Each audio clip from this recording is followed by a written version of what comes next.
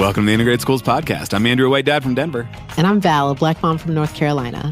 And this is the 70th anniversary of Brown v. Board. Do it live. Oh my gosh. Okay, I need some context. What do you mean do it live, Andrew? Val, we did a live show. Woo!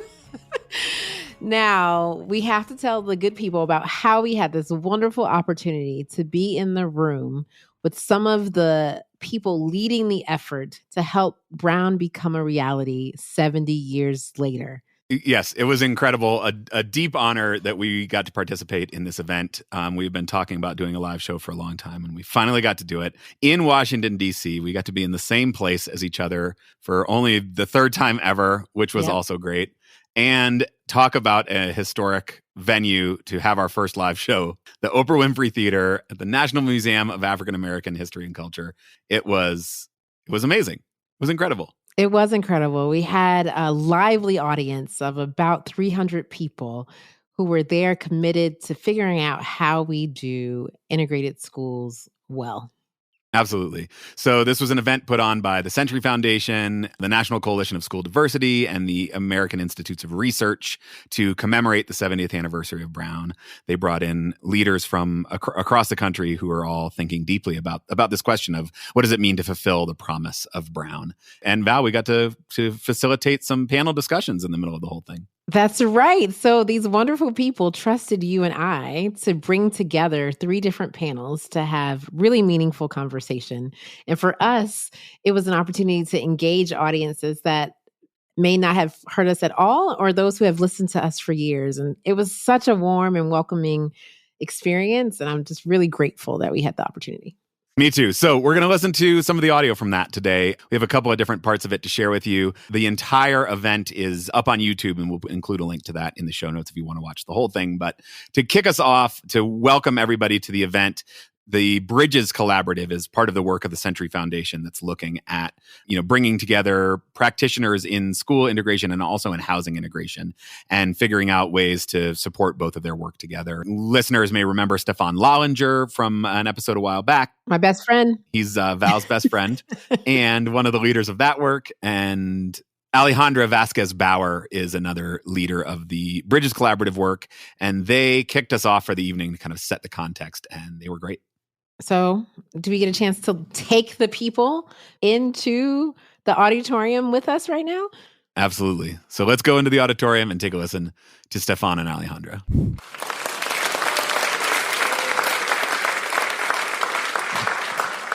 Good evening, everyone. Thank you. And welcome to Brown at 70, fulfilling the true promise of school integration. My name is Alejandra Vasquez Bauer. And my name is Stefan Louis Lallinger. We are so honored to be able to host this event at such a historic venue, the National African American Museum for History and Culture. Let's give them a round of applause.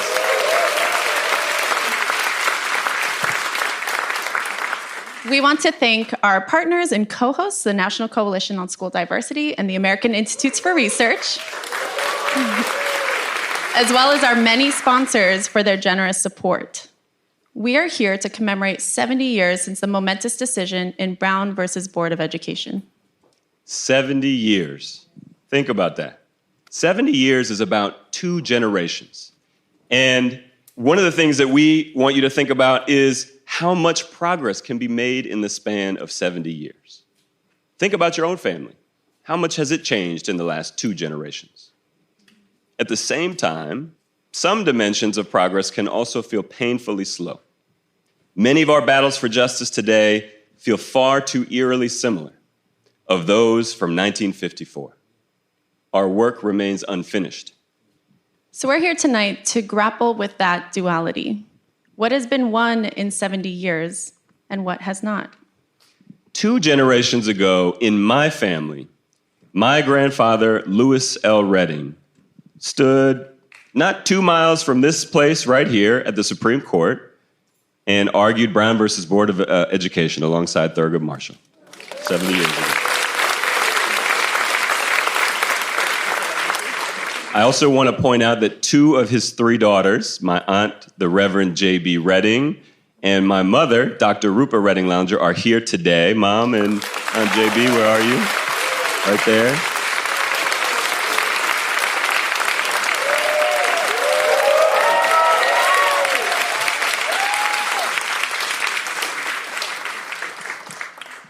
So, a day 70 years ago, when a black man stood before the Supreme Court, is a day that his grandmother, my grandfather's grandmother, my great-great-grandmother probably could never have imagined.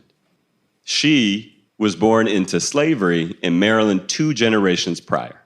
That's progress. At the same time, in dozens of states in 1954, my grandfather would have been unable to vote, would have been unable to dine in certain establishments, and would have been unable to secure a hotel room to sleep at night. In my family, 2 generations ago, my abuelitos Consuelo and Remigio got on a train from Jalisco, Mexico, and came to the Central Coast of California to work in the lemon and avocado fields. They dreamt of a fulfilling life, not just for themselves, but for their children and their grandchildren and all other Mexican children who at the time were learning in segregated classrooms. They coincidentally arrived just after the decision of Mendez versus Westminster, which desegregated 4 California school districts and led to California becoming the first state to officially desegregate. And it was in that context that my mother and her siblings first enrolled in school. Progress. And yet, 2 generations later, California schools continue to be highly segregated.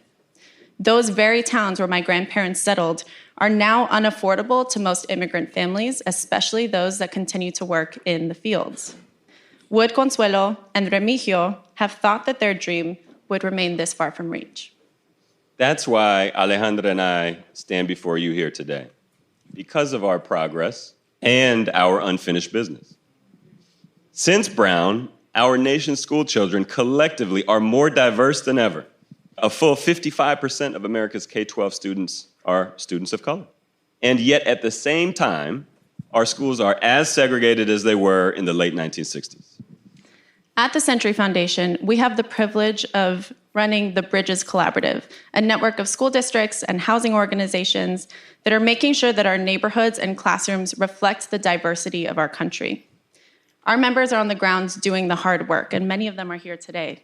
They are in places like North Carolina, Seattle, and Tucson, doing things like rethinking school zone boundaries, working to remove bias baked into curriculum, and fighting anti-DEI and anti-immigrant rhetoric that instills fear and threatens the safety of our students.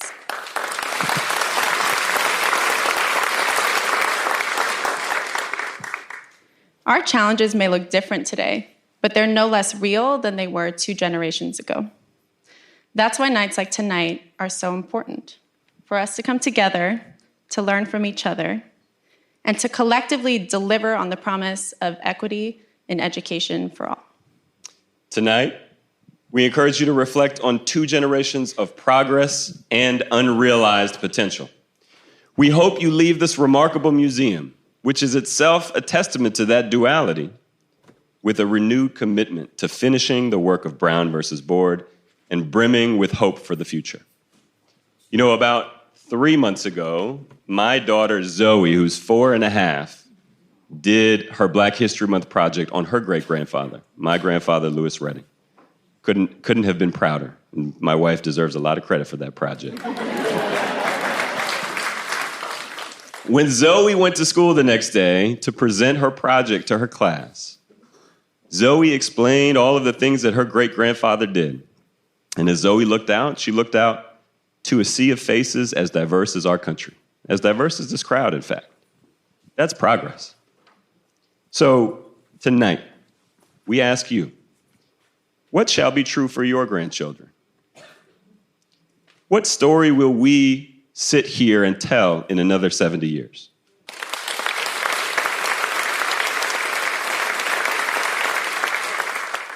So that was the context. We've come so far, and there is still so much work to do. And that really became a theme that kind of ran throughout the entire event. So after Alejandra and Stefan set the tone for the evening, the keynote speaker for the event was the great Congressman Jim Clyburn from South Carolina. That's right. The South has something to say. My favorite part is that Congressman Clyburn had some notes prepared for him, and he kindly and gently said, I appreciate whoever put these together for me, but I am not using them tonight. And when he did that, I knew that he was going to go into the most remarkable storytelling and context setting that you could possibly imagine, because he lived these moments that we're talking about now. Yeah, 10 plus minutes just off the top of his head in incredible detail. He, remembers the people that were part of the cases that then eventually became part of Brown. He's been there for the whole thing. And it was truly an honor to get to hear him talk about it. And so we'll take a listen to that now. And he was introduced by the Century Foundation president, Mark Zuckerman. I want you all to be as excited as we were listening. All right. Hit play. Most of us know that early in his career, Congressman Clyburn was a school teacher for a few years. I'm here to tell you tonight that the congressman has never quit teaching. He just kept making his classroom bigger to include all of us, and we are truly blessed for that. Congressman, you teach us every day to revere our history, to follow our conscience, to take risks, to turn setbacks into comebacks, to stand up and fight for our civil rights, to build powerful alliances to make progress like you have done all your life. And most of all, to treasure one's dearest friends and family, like your 60-year friendship with John Lewis and your remarkable family, a number of them who are here tonight. Let's have them stand and recognize your family tonight.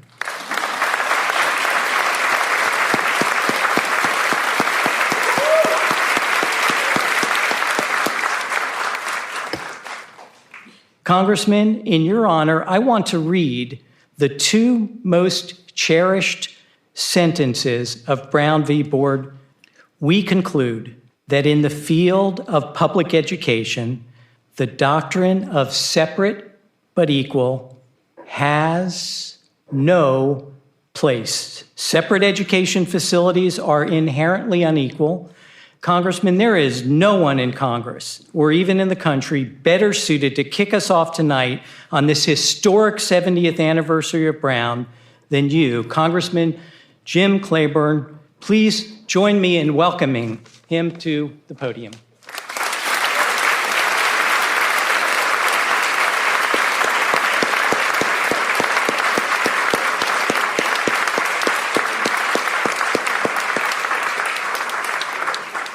Thank you very much. Thank you, Mark. Thank you so much for introducing and presenting me here this evening. Now, my staff has done good work on researching the lead up to Brown v. Board of Education, and it's good work. But somebody apologize to them for me, because I'm not going to use it. I grew up in the little town of Sumter, South Carolina. And if all goes well, come July 21st, I'm going to celebrate the 45th anniversary of my 39th birthday.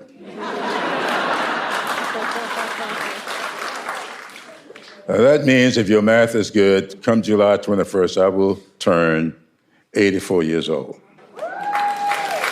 Now, that means 70 years ago, I was about to turn 14 on May 17, 1954, when this decision was handed down.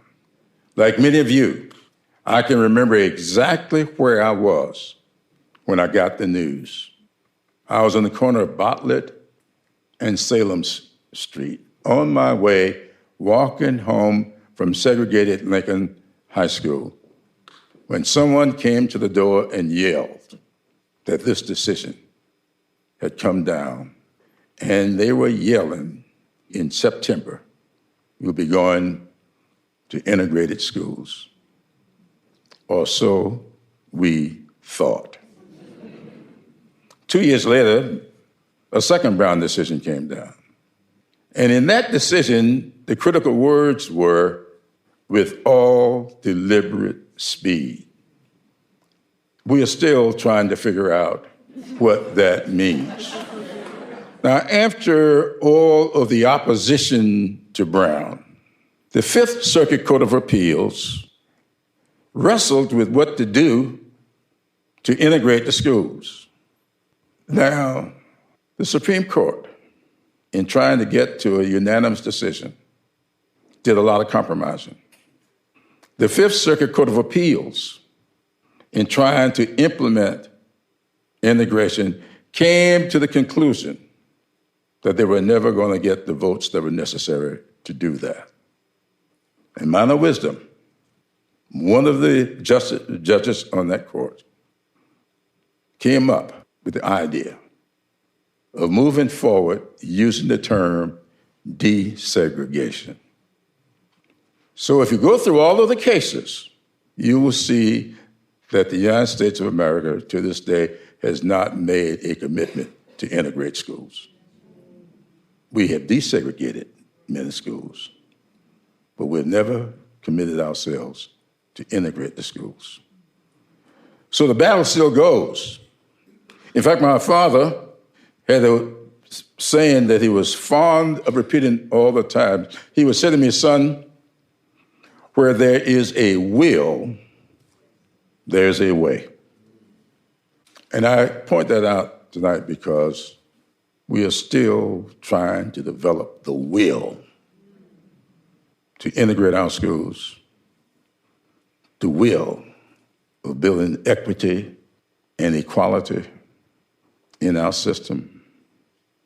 And I don't know when or how we're going to get there. This I know. Brown v. Board of Education, as many of you know, was one of 5 cases. The original case was Briggs v. Elliott. Well, I should really correct that since Mark has already said I'm at heart a teacher. The first case was Pearson v. Elliott. Levi Pearson, a gentleman farmer in Clarendon County, brought the first lawsuit. And when they got into discovery, they found out that Levi Pearson's farm was situated, most of it, in the school district. But the house he lived in was not inside the school district. And therefore, the case got thrown out. And the lawyers had to start over. And they found a gentleman, Harry Briggs, his wife, Eliza Briggs, both of whom I knew very well. Harry Briggs worked at a local filling station making $22 a week. Eliza was a child lady at a local motel making $18 a week. They wanted something better for their children.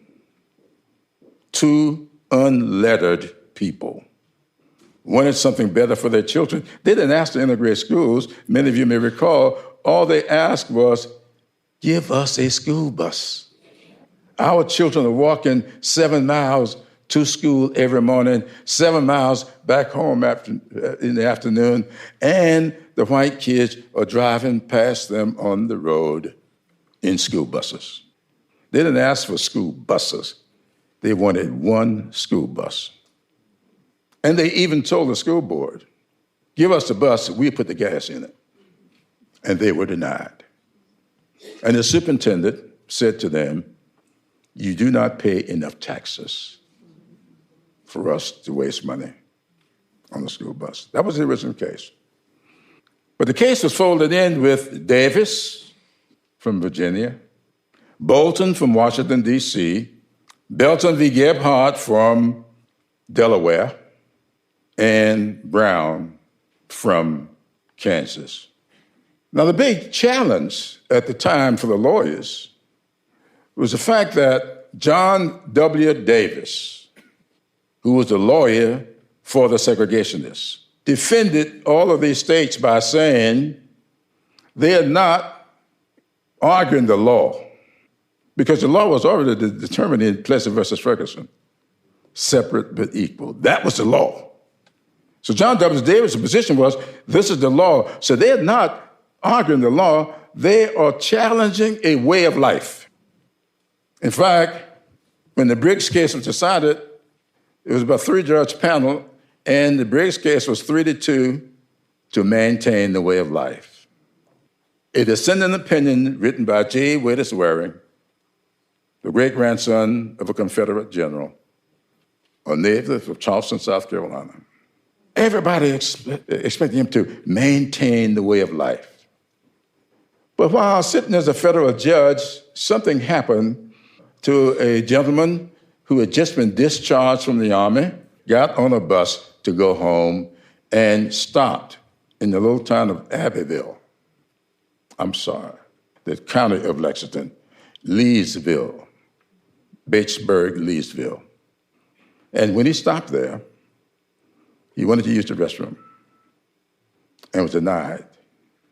He was in his uniform, all of his ribbons covering most of his chest. And not only was he denied, but a deputy sheriff jerked him off the bus, beat him with his billy club, and took the billy club and punched his eyes out. Harry Truman heard about that.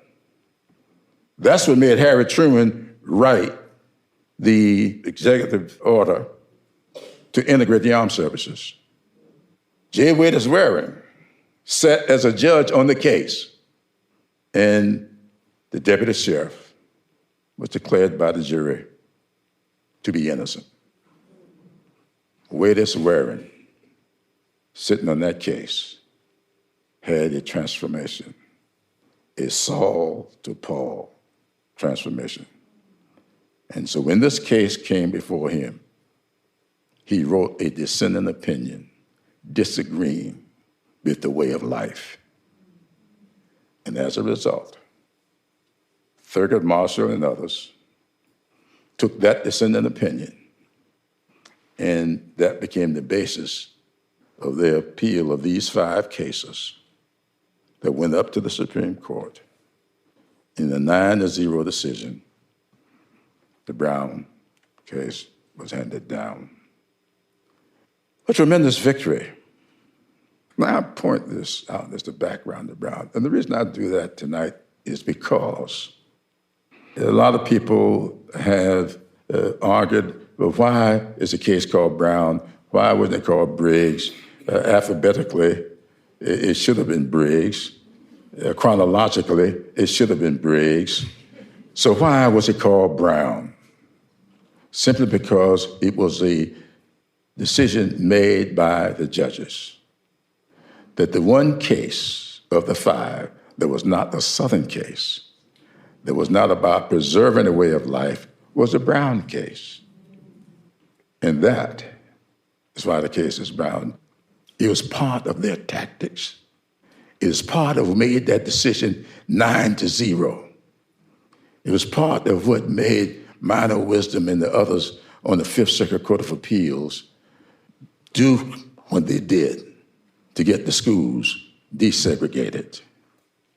The question now becomes, will we ever develop the will and find the way to integrate it? Thank you.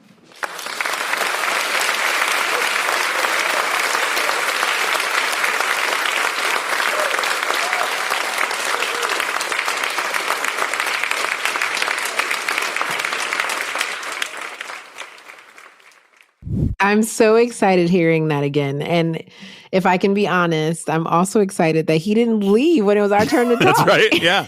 Yeah. And his whole family. I mean, there was like the whole front row was him and his family. It was incredible. Yeah. His grasp of all the details still, all these years later, you can tell that it is a case and a history and a story that is important to him and that he carries with him. And definitely raised the stakes for us, I feel. That's right. I want to touch on that, carrying that story. You know, we are also living in a time that I hope we remember and we recall in great detail about the changes that we have experienced and or worked for and fought for during our lifetime. And so if you're not telling those stories to your children and your grandchildren about how you showed up, I want to encourage you to do that, because I think that is a gift that we need to continue to pass on. Yeah, absolutely. Absolutely.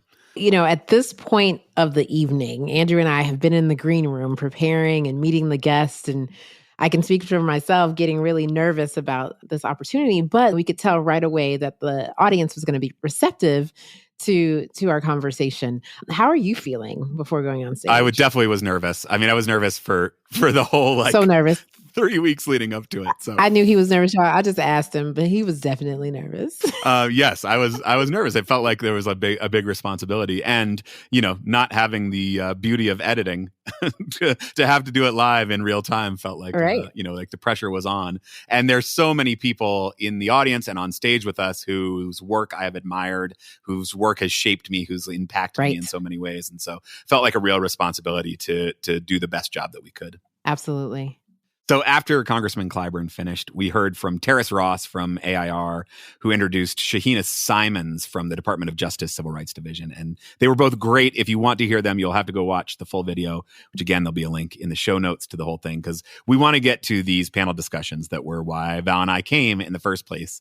3 really meaty conversations that we did our best to squeeze into about 15 minutes each.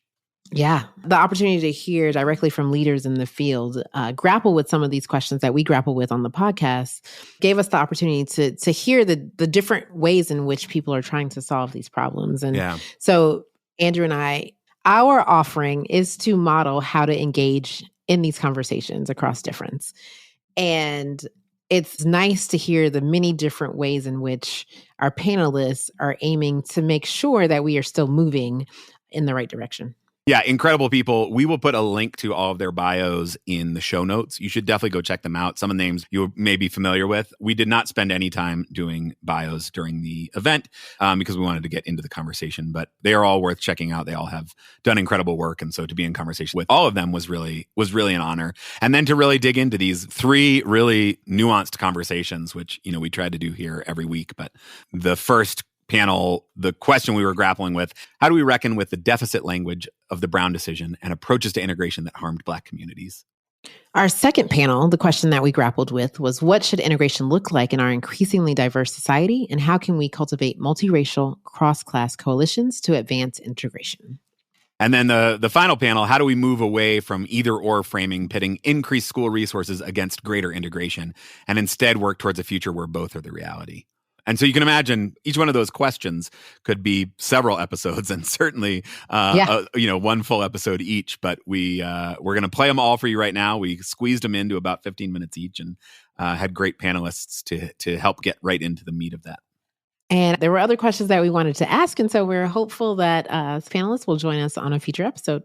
Yeah. So the format, we had a framing statement read by somebody connected to the work, and then the panelists came out and we had the conversation. So we're going to turn it over now, take a listen to Gina Cherkino, who leads the National Coalition for School Diversity, who's been a longtime inspiration to me. And she has been behind a lot of really important work that NCSD has done. And so she introduced us and then read that first statement. And let's take a listen to it. I really admire Gina. Let's hear.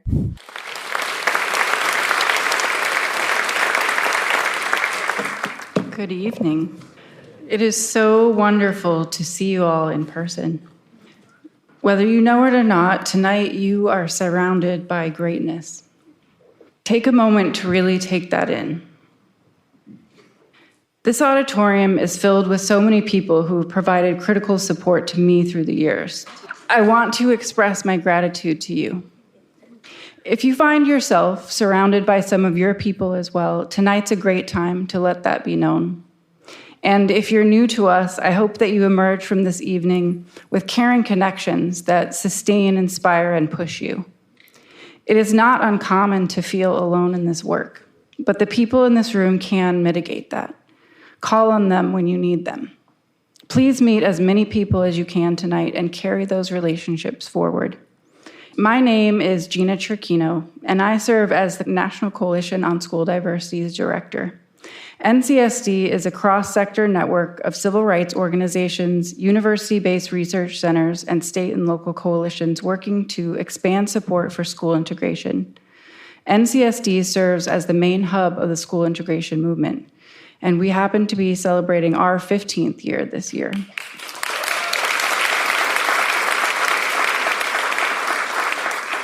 The concept for tonight's events emerged from several late nights of reading a series of essays edited by Derek Bell, yes, that Derek Bell, and published around the 25th anniversary of Brown. He lamented that the absence of, quote, positive criticism has taken its toll in several areas of civil rights activity, but nowhere has the damage been more apparent than in school desegregation. His authors grapple with some of the thorniest aspects of desegregation implementation. Tonight, we turn the mirror on our movement and attempt to discuss some of the most longstanding and pernicious challenges in our work, with the goal of finding a path forward together. We will barely scratch the surface of these issues, but we aim to open a true dialogue about them in the spirit of Derek Bell's call for positive criticism. No one gets into this work and stays in this work because it's easy or provides instant gratification. We are here out of a deep commitment to changing the circumstances of our nation, of upending white supremacy, and ensuring that all children have access to the resources and opportunities they deserve. We could spend the entire night reading names of people who committed their lives to this work and whose efforts profoundly altered the course of history and helped our nation live more into its values. People who spent time at kitchen tables and in courtrooms or classrooms doing what they could to bend the arc of justice. It is difficult for many of us to truly fathom the realities they were navigating. I would be remiss not to call into the room a few such people. Nathan Margold, Charles Hamilton Houston, Pauli Murray, Thurgood Marshall, Barbara Johns, Julius Rosenwald, Horace Tate, Daisy Bates. We honor them by assuming responsibility for carrying this sacred work forward.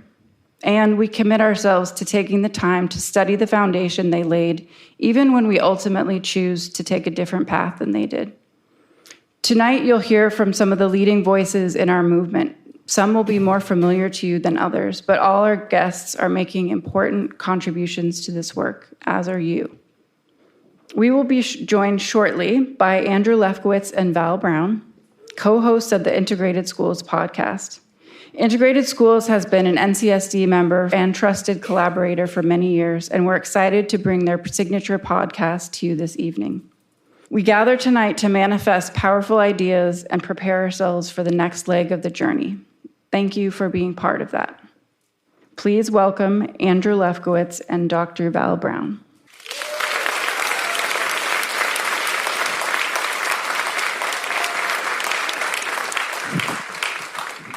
Thank you, Gina. I'm Andrew, a white dad from Denver. And I'm Val, a black mom from North Carolina. Thank you. Thank you. Yes, we are honored to host these panels on the 70th anniversary Brown v. Board, fulfilling the true promise of school integration. That's right. And this is not our first time co-hosting. We're honored to co-host the Integrated Schools podcast. And we're very excited to be here with you all tonight. So thank you for giving us your time and attention. We share our identities because we think it's important for our audience to know our positionalities and know that we're going to come at this in a very nuanced way. That's right. Yeah, on the podcast, we strive to have nuanced conversations about race, parenting, and the persistent segregation of our schools. Now, normally we have 1 to 2 guests, and we can have a leisure conversation to learn who they are and why this work matters. Tonight, we have several guests, so please grant us some grace as we dive right in. Yes, these 3 conversations we're going to share could each be an entire episode or several episodes of the podcast, but we're going to jump right in. There's a QR code you probably have seen somewhere that has the bios of all the speakers. We are not going to spend any time giving you their bios. Trust us, they are brilliant people who are worth believing and listening to. We mean them no disrespect by not telling you all of their qualifications, but we want to get right into the conversation. And we have also all agreed to use each other's first names to try to keep it more conversational. Also, no disrespect intended there. That's right. And Andrew and I have been dreaming about a live show for a long time, and I know his mom is out here in the audience, so we'd like to say, we'd like to say, Mama, we made it. Yes. Here we are. So, with that, Gina, I think we're ready to set the context for this first panel. Okay. In Brown, the Supreme Court ruled that, quote, separately is inherently unequal. That even if physical facilities and other tangible factors are made equal, the very fact of segregation is a violation of the 14th Amendment. To reach this conclusion, the court relied on specific aspects of the social science research submitted by the plaintiffs.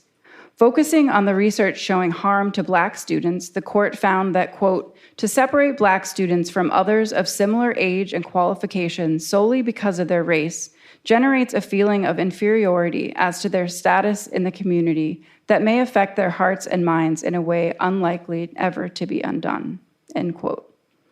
However, the court was also presented with social science evidence on the negative effects of segregation on white children. In an appendix to the appellant's brief, social scientists wrote that white children suffered, quote, confusion, conflict, and moral cynicism as a consequence of being taught the moral, religious, and democratic principles of the brotherhood of man and the importance of justice and fair play by the same persons and institutions who, in their support of racial segregation and related practices, seem to be acting in a prejudiced and discriminatory manner, end quote. To what extent did the court's focus on the detrimental effects of segregation on Black children create an impression of Black educational spaces as intrinsically inferior, which, particularly in light of massive resistance to desegregation, led to the elimination of those spaces as the main remedy?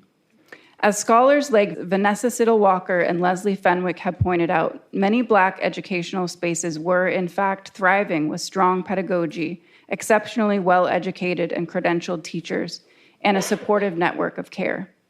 Many of those teachers and educational spaces were a casualty of the way we went about desegregation. To be clear, it was not Brown, but massive resistance to the implementation of Brown and the continued need to work within the legal constraints that led to many of these outcomes. Tonight, however, we hope to squarely reflect on those issues, acknowledging that hindsight is 20/20. How might we fulfill the true promise of school integration by rethinking the court's framing, taking serious the research showing harm to all kids from segregation, and moving towards a strength-based approach to integration and educational equity? Thank you, Gina. We're going to bring our first two panelists out. Let's make a lot of noise for Damon Hewitt and Stefan Lallinger.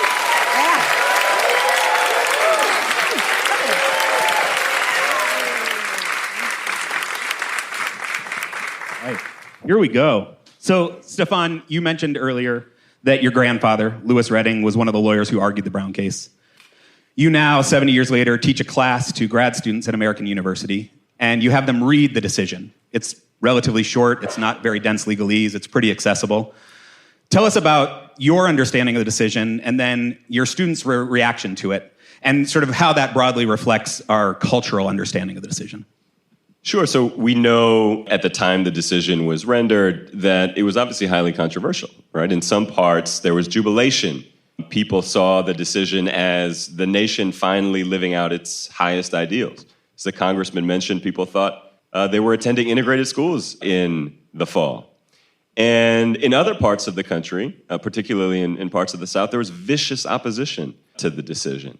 Now, what's interesting is we think about how it's evolved in the public consciousness. You know, you might say that Brown's reputation is aged like fine wine, right? Folks generally are not opposed to Brown. In fact, folks support it. If we got 10 politicians on the stage and asked them what was the best Supreme Court decision ever rendered, and many of them, probably 9 out of 10, would say Brown versus Board of Education. But that stands in stark contrast to the segregated nature of our schools. And so there's questions about what does that commitment actually mean? What does that favorability of Brown actually mean? In any case, it's a unanimous decision. Many people think of it as unimpeachable. And so you'd expect when I assign the case to my students that they would all have really favorable opinions of Brown. And by the way, a lot of people think that they've read the decision and they actually haven't. So I encourage folks to actually go read it. It's not very long. And in the class after I assigned the decision, there are overwhelmingly very negative reactions to the text, not the verdict, right? Not the symbolism, the idea that segregation is illegal, but the words that are actually in the text. And the piece that I think rankles students the most, they feel there's an assumption baked into the decision that there is something about Black students and all Black spaces that on its own is inferior, that can't be redeemed without the presence of white people. And that is something for my graduate students that is unacceptable, and they can't live with that. And there's one paragraph in particular that rankles students. I'll read it really quickly. Segregation of white and colored children in public schools has a detrimental effect upon the colored children. The impact is greater when it has the sanction of the law, for the policy of separating the races is usually interpreted as denoting the inferiority of the Negro group. A sense of inferiority affects the motivation of a child to learn. Segregation with the sanction of law, therefore, has a tendency to retard the educational and mental development of Negro children and to deprive them of some of the benefits they would receive in a racially integrated school system. That paragraph always comes up in the class after I assign Brown. I'm one of the people who had not read it closely until recently, and so in hearing that, I am upset. I understand a little bit more about where we are. And so, Damon, this question is for you. You have been deeply involved in civil rights work as an attorney for a while. I want you to talk to us a little bit about how that language continues to reverberate through the legal system and how that deficit language continues to harm Black communities. Sure. Well, thanks for having me. What we've seen over decades is that assumption of inferiority actually perpetuating throughout the jurisprudence, throughout this lived experience of Black students and parents, and throughout the thinking, sadly, consciously or subconsciously, of many school leaders. Practically what we've seen is I've litigated a number of school desegregation cases, as many of you in the audience have as well. We see the majority of Black schools being shut down. We see their facilities being called into question. Never really enforcing plessy, not really making separate, frankly, equal. And I can't tell you how many times Black parents would say, Attorney Hewitt, we just want what those other kids have, what the white kids have, right? And so I think this sense of inferiority actually has also allowed this really twisted logic of narrative. A Supreme Court justice wrote this, I'm going to paraphrase, it's not exact. It never ceases to amaze me how courts can assume that something that is predominantly Black must somehow be inferior. That sounds like a Black nationalist statement, but that was Clarence Thomas. Gasp! I am no Clarence Thomas apologist. He twisted the logic of Brown, right? He twisted that logic and said efforts to further do the work that Congressman Clyburn said wasn't done, the integration of schools, that somehow claimed that Black students were inferior. And so being stuck in that paradigm of inferiority without really understanding Newton's third law of motion, for every force is an equal and opposite force. You cannot have underprivilege without overprivilege, right? You have to balance that equation, right? And so I think that's what the courts have failed to do. Yes, absolutely. Gina mentioned Derek Bell. In Silent Covenants, he reconceives of a different version of the Brown decision. And he writes as this sort of imaginary court, I think pushing back on some of that language you mentioned, Stefan. He says, quote, "We suggest that segregation perpetuates the sense of white children, that their privileged status as whites is deserved rather than bestowed by law and tradition. We hold that racial segregation afflicts white children with a lifelong mental and emotional handicap that is as destructive to whites as the required strictures of segregation are to Negroes." Damon, I know you have also publicly wondered about a different version of Brown, one that added a white plaintiff. And setting aside the legal challenges of pulling something like that off, what might have been different in both the potential remedies that would come from a case like that, but also in kind of the broader cultural understanding of the case? Putting me on full blast, Andrew. That's right. So, hey man, you said it. I've never taught in law school, seriously, I was an adjunct, but you got to think big, right? Outside the box, right? As our litigators do, right? So, I thought about, really difficult to do at the time, right? But I thought about when the NAACP decided to bring the head-on attack on segregated, on de jure education, on America's caste system, what if there were not just one, but a class of white plaintiffs? Not sure who those people would be, but what if there were? Because you think about the theories of equal protection, there is the fact of racial classification being a violation. Then there's the anti-subordination or anti-subjugation line of thinking, which I think was kind of part of the heart of Brown, but I wonder if there was a notion that there was a harm that was far-reaching, far and wide, and therefore the remedy would also have to be far and wide and involve everyone who was involved. Even if it was a black-white binary, involve everyone who was involved. Then we would not maybe have seen the same types of mechanics and remedies that we saw that was so restrictive and that was so destructive to Black communities. We'll take it. Stefan, you've written about the power of your Black church, the impact of your wife being a member of Alpha Kappa Alpha Sorority Incorporated, and the value of HBCUs. I was in town early enough today to visit the historic Dunbar High School as well and see the beauty in that community there. So can you help us understand the difference between intentionally created culturally affirming spaces and what we often see in segregated schools today? Absolutely, and I think we live in a day and age where nuanced conversation doesn't happen too often, doesn't happen enough, right? And I would make 3 points on this. The first point is uplifting spaces of affinity have always been important to racial, ethnic, religious, cultural minorities in this country. They've been critical. They've been life-saving for some folk, right? And so for the second-generation Chinese-American student who goes to Mandarin language school on Saturday, or the Muslim-American student who goes to mosque on Friday, or the young black child who goes to church on Sunday, when they show up at the schoolhouse door on Monday, they're better off. They're not worse off. They come with a sense of self. They're strong. They're ready to engage with people who are different than they are. And we see attacks on that concept today, people labeling that as segregation, and that's not segregation. What segregation is, this is my second point, and this is thanks to the research of folks like Sean Reardon and Owens, who I believe are in the audience today. The research shows us why racial segregation in K-12 education is so pernicious.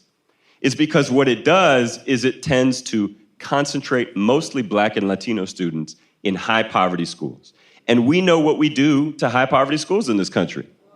We give them less resources. We send less experienced teachers their way. We give them less opportunities to access advanced courses.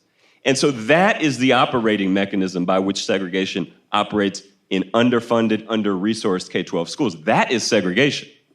And then the third point that I'll make is a point around agency. So my family chose to go to the church that we went to growing up because we saw something there that we wanted to go to. My wife chose to become an AKA. Well, they chose her too.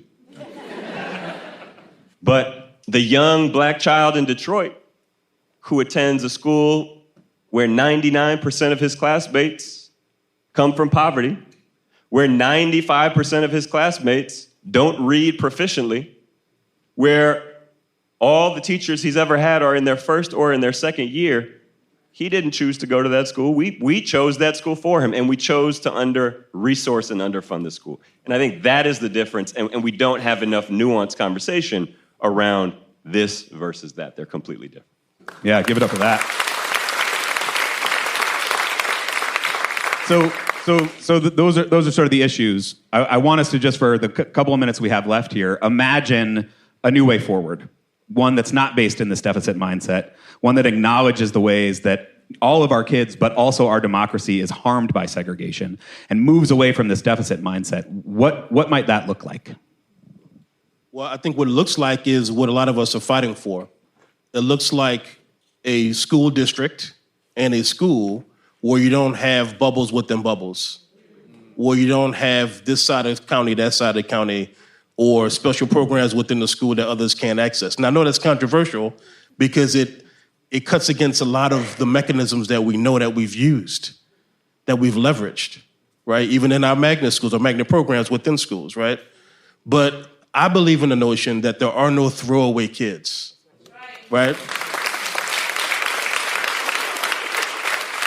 I believe in the notion that not every child is going to achieve to the same degree, but every child has potential until we tell them they don't, until we retard that potential. I believe that all the things that we fight for are not wishes and hopes for the future, but it's a future that we deserve. And so we have to act like we know.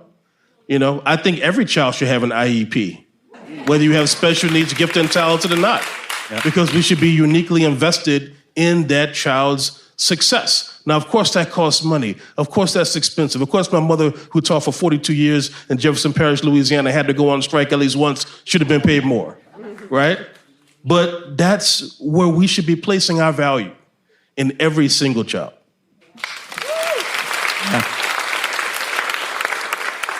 Damon, are you a preacher on the side? You just said a word. I'm gonna let Damon have the last word on that one. I think that was a good way to end. And we're gonna move right on through. All right.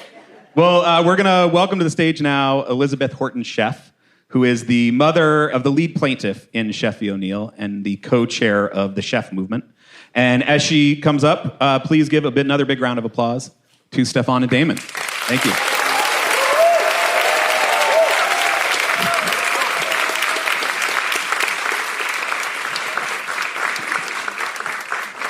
Can I just say hello? Hello. Around the birth of the Civil Rights Movement, integration efforts primarily aimed to desegregate Black and white communities. Given the legacy of slavery, the undoing of rights for Black Americans secured during Reconstruction, and the insidious effects of Jim Crow laws and segregation in the South, this was the just and appropriate focus for the framing of the implementation of Brown versus the Board of Education. But the fight for civil rights and integration has long been more than just a Black and white issue. Challenges to segregation have been brought by many groups over the course of our nation's history, from cases like Gong Lum versus Wright, in which a Chinese family led one of the first challenges to school segregation in the 1920s, to Mendez versus Westminster in 1947, which ruled that segregation of Mexican American students was unconstitutional and paved the way for many of the arguments in Brown v. Board.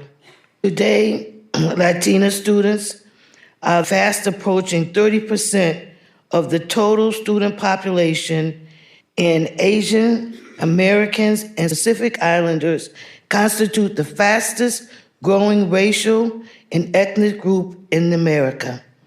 Both groups have faced significant discrimination, and many have funneled into extremely segregated schools. As we commemorate 70 years since the Brown decision, and as the neighborhoods and schools and communities continue to change and further diversify, integration efforts must evolve to meet the changing needs of local communities being served. How have integration efforts shifted as our populations have changed since 1954? And how can we fulfill the true promise of Brown for the increasingly multiracial, multi-ethnic America of the next 70 years? Thank you, Mrs. Chef. All right, please welcome Vanessa Leung and Anna Cole to the stage to continue the conversation. Come on out. All right. Anna, you are the leader of a district in Colorado that is about 60% Latine. All of your schools are pretty close to the district average in terms of their demographics, so segregation between schools isn't a major issue. But as we so often see, segregation can also show up within schools. As you think about integration, particularly with your large Spanish-speaking population, what challenges do you have, and how are you trying to address them? Thanks, Andrew. You know, in our rural district, there's two things to that question, actually, I want to address. One is how segregation shows up in what looks like integrated schools, and the other are the challenges we face. And I would say our greatest challenge across our rural schools are the limits of a school system that centers whiteness, where the priorities, the interests, the linguistic skills of upper middle income white families drives school culture and decisions and choices. For example, what that looks like is our Spanish-speaking families are not a challenge, but the limits of our English monolingualism absolutely are. That reframing is really important because it leads us to different solutions. So when we reframe and think about the limits of whiteness, we come to solutions like language justice that challenge us as a school district to, one, commit to creating spaces where everyone can speak from the language of their heart. Two, where we acknowledge that all of us need interpretation. And then three, that we really implement technical solutions where everyone walking in a room picks up a headset if they're not multilingual or bilingual, especially monolingual English speakers. And then the other piece of that question was, you know, demographically, our schools look integrated, but within the school, and Damon mentioned this, kind of bubbles within bubbles. And we have an equity advisory council that especially our Latina students are well represented as leaders on that council. We were looking at our student belonging data, which is really important data. How do kids perceive sense of belonging in schools? And our data, when we disaggregate it for racial groups, is great. Like, it's really high. And there's not huge differences between our Latina community and our Anglo community.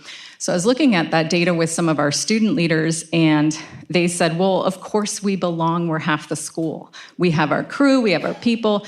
And they pushed, and they said, you're asking the wrong question. And what you should be asking is, are we included everywhere? And are we represented everywhere? Because they said, we're not there in AP classes. We're not there on student council. We're not designing the pep rally and planning prom. It's not our stories that are on the intercom every day. And they really push us to say, it's more than just integration. It's about representation. It's about inclusion. And it's even more so, it's about power and it's about agency and who gets to tell the stories. Yeah. I love that. That's great. Thank you. Vanessa, I'm going to pass this question to you. So the Coalition of Asian American Children and Families recently surveyed Asian American parents in New York City about their views on integration. Why did you decide to do that, and what did you learn? You know, I'm from a city with the most segregated public school system.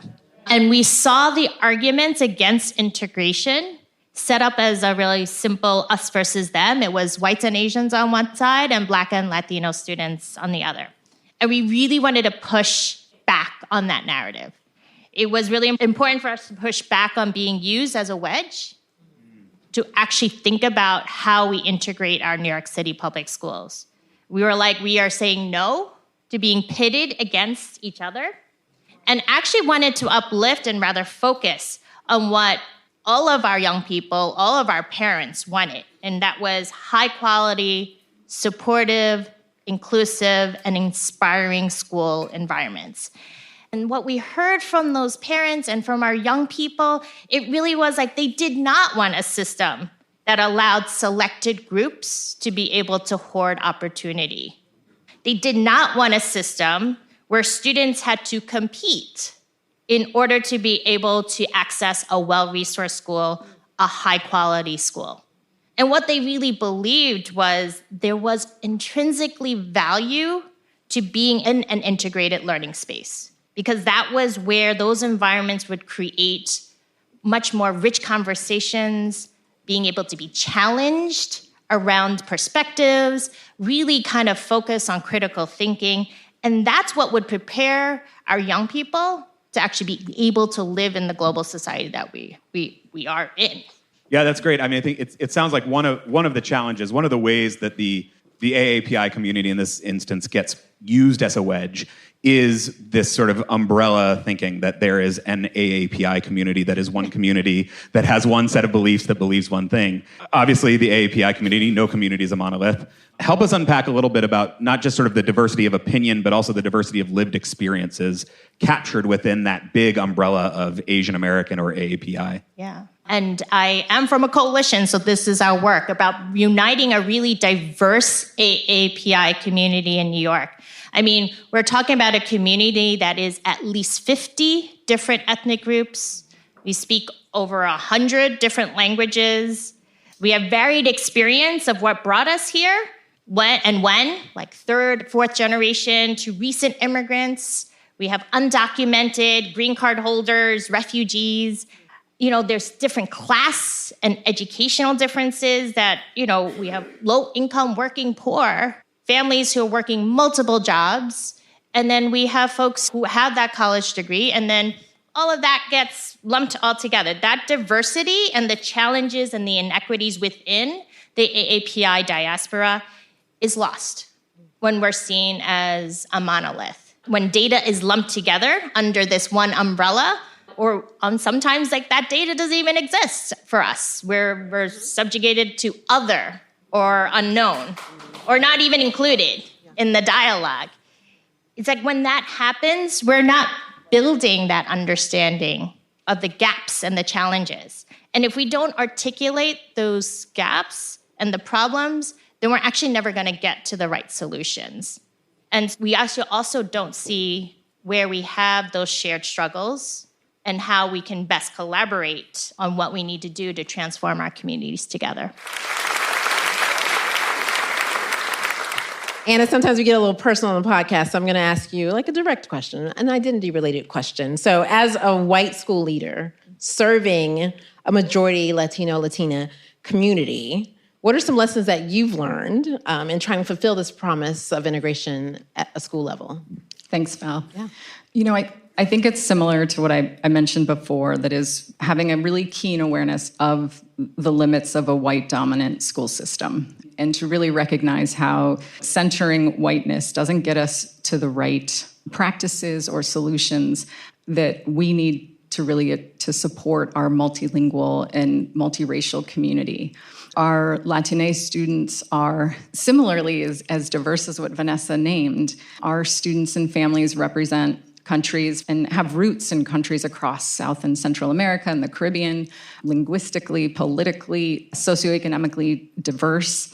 And what a white dominant system does is likes to overgeneralize and other and clump groups together. And we lose the diversity of voices, of lived experiences, of possible solutions.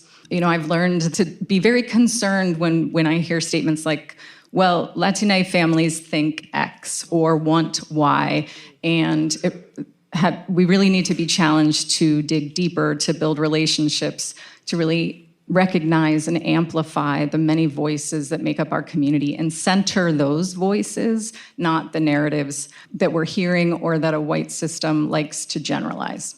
Thank you. We have another meaty question, but I got the sign that we are at time. So you all have to agree to come on to the podcast so we can continue to ask you meaty questions. Please, let's give it up for Anna and Vanessa. Thank you. All right, we get to welcome Malaysia McClendon, Program Coordinator at the Dudley Flood Center for Educational Equity and Opportunity in North Carolina, whoop whoop, to help contextualize our final panel. Thank you so much for being here. Thank you. As we discussed in our first conversation, Brown did not challenge resource inequities between Black and white schools. Instead, the lawyers focused on the impact of state-sanctioned segregation itself. The court recognized that, quote, the Black and white schools involved have been equalized or are being equalized with respect to buildings, curricula, qualifications, and salaries of teachers and other tangible factors.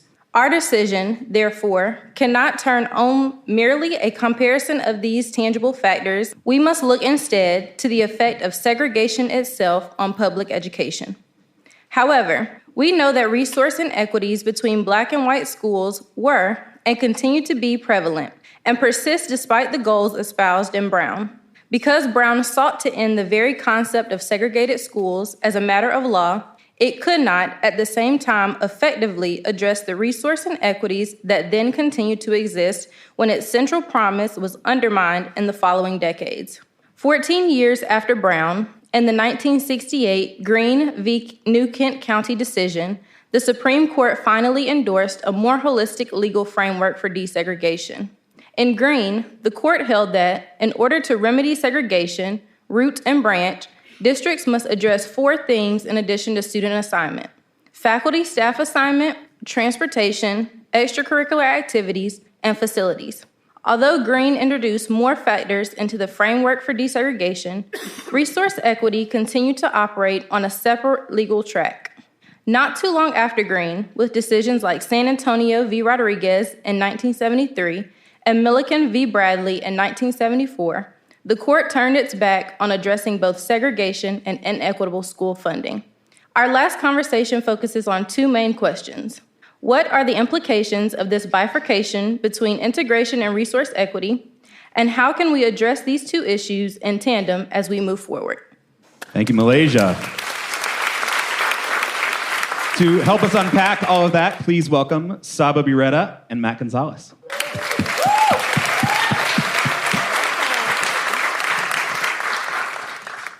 All right, Saba, starting with you, in the courts and I think also in the public's mind, school finance equity and school desegregation are 2 separate things. And I know this is in part why you started your organization, Brown's Promise. What's the harm of keeping those two things separate, and what could be gained if we tried to bring those two things together? Thank you. It's such an important observation and very much the reason why Ari Americano and I started Brown's Promise.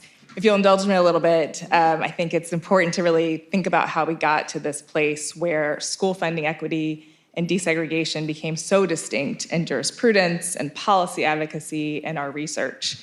And I teach education law. When I teach Brown, I have to remind my students, Brown is not an education adequacy case. It is a case in which the court demands that states dismantle their systems of de jure segregation. It does not demand that states provide a super high quality education. If states decide to provide an extremely poor quality education, which unfortunately some of our states have decided to do, but does that with no legally imposed segregation of the races, there's no violation of Brown. So right there in our seminal case regarding school desegregation, the court is treating segregation as an issue separate and apart from the laws and the policies that create resource inequities between schools. So given the law's treatment of these issues is so distinct, it makes sense that the public also sees them as distinct. And I think the harms that have resulted from this, in my view, are one, states have maintained these racially neutral laws around student assignment, around how we draw our district lines, around how we fund schools. And that's allowed for significant entrenched resegregation of our schools, which often undermines school funding gains. There's also a level of comfort that we have accepted with racially segregated schools because we hope that school funding can overcome those challenges that those schools face. And I think treating these issues as distinct allows us to ignore the fact that in most places, educational resources, money, great teachers, rigorous coursework is plainly correlated to the whiteness and the wealth of schools. And to put it plainly, green follows white. So as Ari and I reflected, such a great audience. So as Ari and I reflected on that in our own professional context, where Ari had been a school funding person her whole life and really thought about how do we get more money and resources to schools of concentrated poverty. And I spent a lot of my career thinking, well, how do we get more of those students to have access to schools that have higher resources? We really saw the need to link the goals of reaching resource equity and school desegregation as inextricably linked. We know racially and socioeconomically segregated schools can be successful, but it's difficult, it's expensive, it's hard to do at scale, and in majority white state legislatures, we don't get the funding that districts of concentrated poverty need to be successful. And then finally, if we have any hope of building a multiracial 21st century strong democracy in this country, we cannot have generations of students continuing to go to schools that are segregated and expect that they're somehow going to be prepared for the military, for higher education, and the workplace after never experiencing going to school with kids of difference. Absolutely.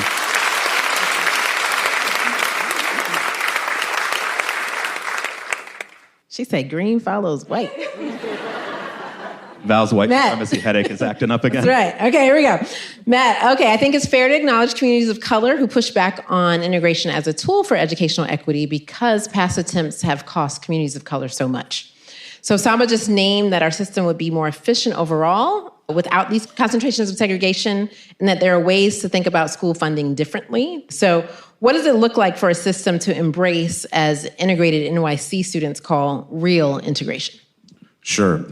Thank you so much, y'all. I cringe at the green follows white, not because you said it, but because what it represents is so much an investment in white supremacy and capitalism, right? That I think is so dangerous and is the rotten fruits of segregation is inequitably funded schools. You know, a rotten fruit of segregation is Eurocentric curriculum, right? Is school to prison pipeline-based discipline policies, right? And so for us in New York City, we've kind of taken that green follows white tension and I think and leaned into it, right? And what does it actually mean to disrupt and dismantle that, right? And so thankfully, I got to be in partnership with young people from Integrate NYC, a grassroots student-led movement in New York City, where we started to tease that question, right? What does actually an integrated school mean, right?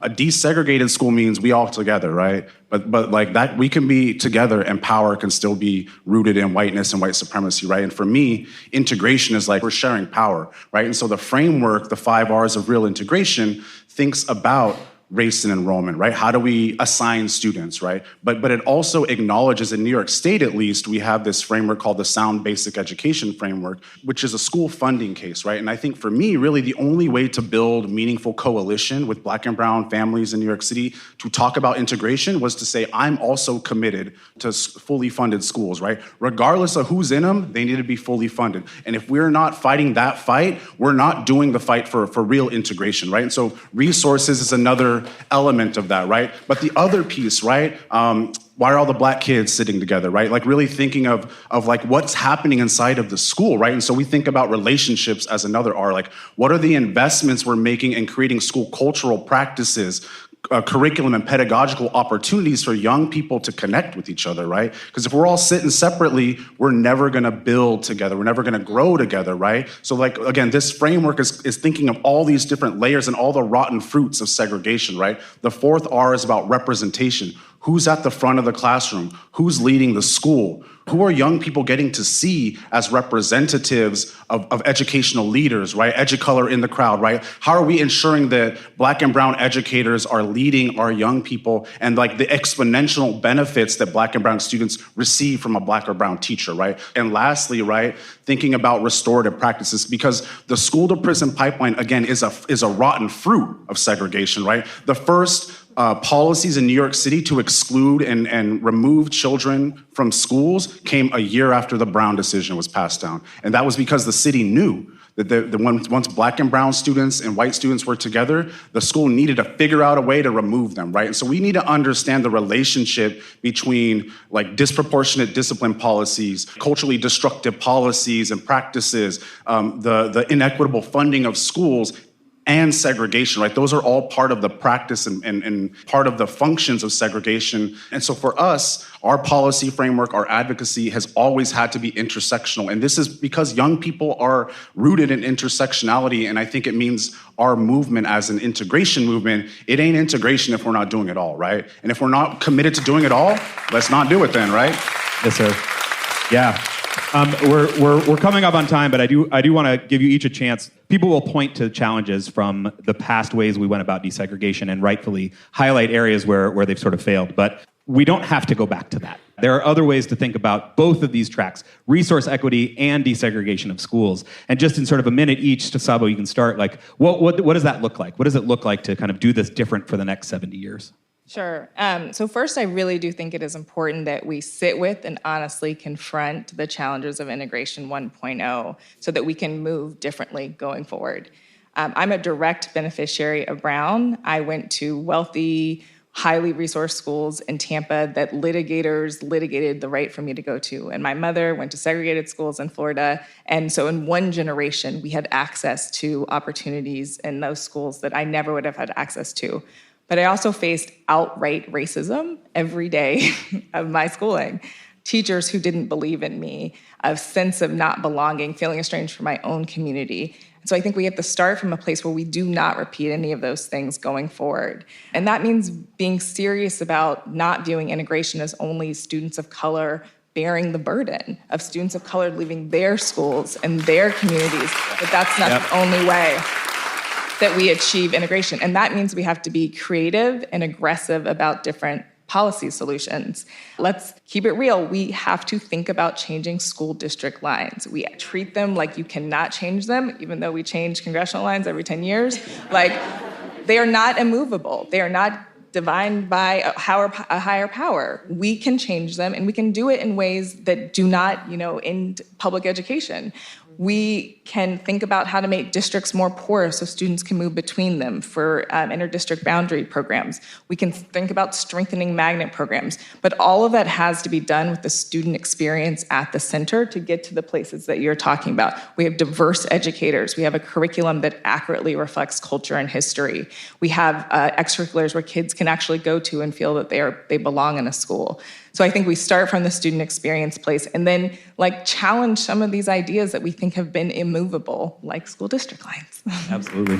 Matt, bring us home. I'll be really brief. I think there's like two things that I'm really holding right now. One is integration is not just about moving bodies. It's about moving policy, resources, opportunity, and power. That's one. The second thing is like we need schools that truly love our children.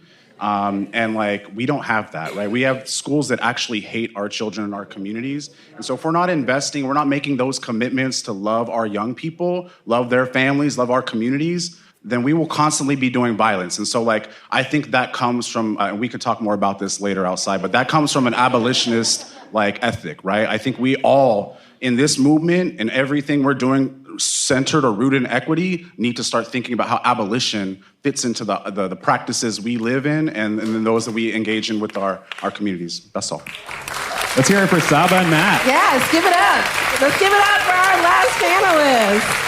On behalf of all the panelists, on behalf of Val and myself, thank you to the Century Foundation, NCSD, AIR, the museum, the staff here. This is just an incredible event. We're really honored to be part of it. Yeah, and thank you all for being such a dynamic audience. We really appreciate it. And then taking Matt's final words, if we're sitting separately, we will never build together. So stay together. All right? Thank you. All.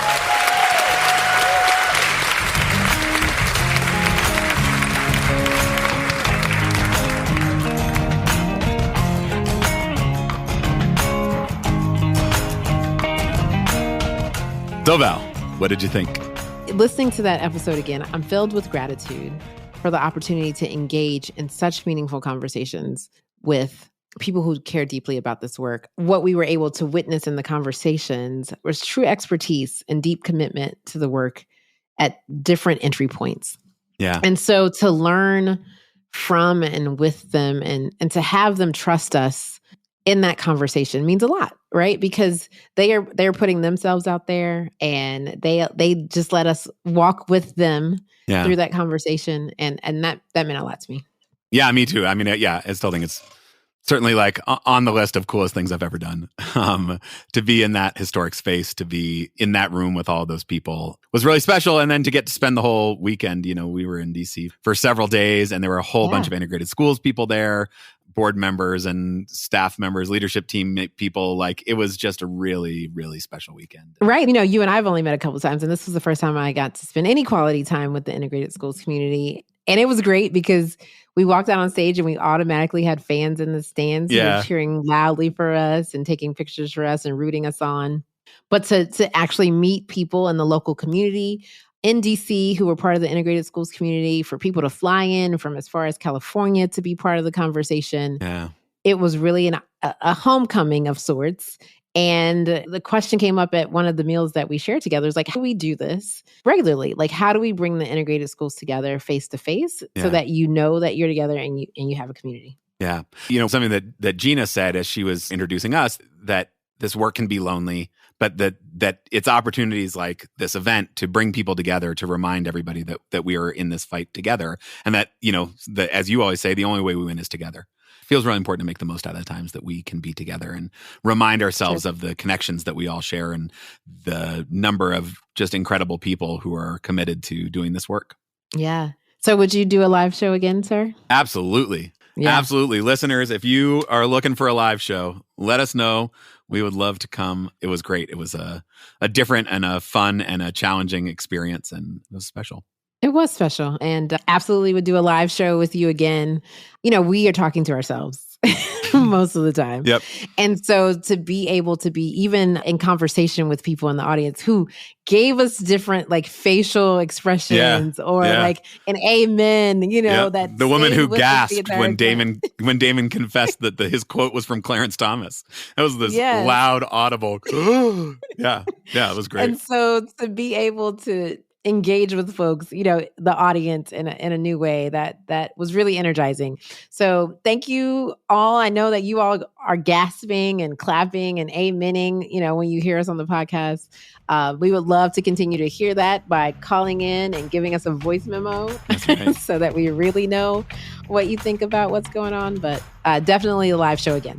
Yeah. I mean, it was a tight timeline. They were nuanced conversations that could have gone much deeper. We'll definitely circle back with some of the guests to hear more of their stories and have a little more time and space to expand on those things. And if you have thoughts that came up during those conversations, things that you're thinking about grappling with after listening, as always, we welcome your voice memos, integratedschools.org, and click on the send voice memo button, or go to speakpipe.com/integratedschools, speakpipe.com/integratedschools, and send us a voice memo. Let us know what you thought.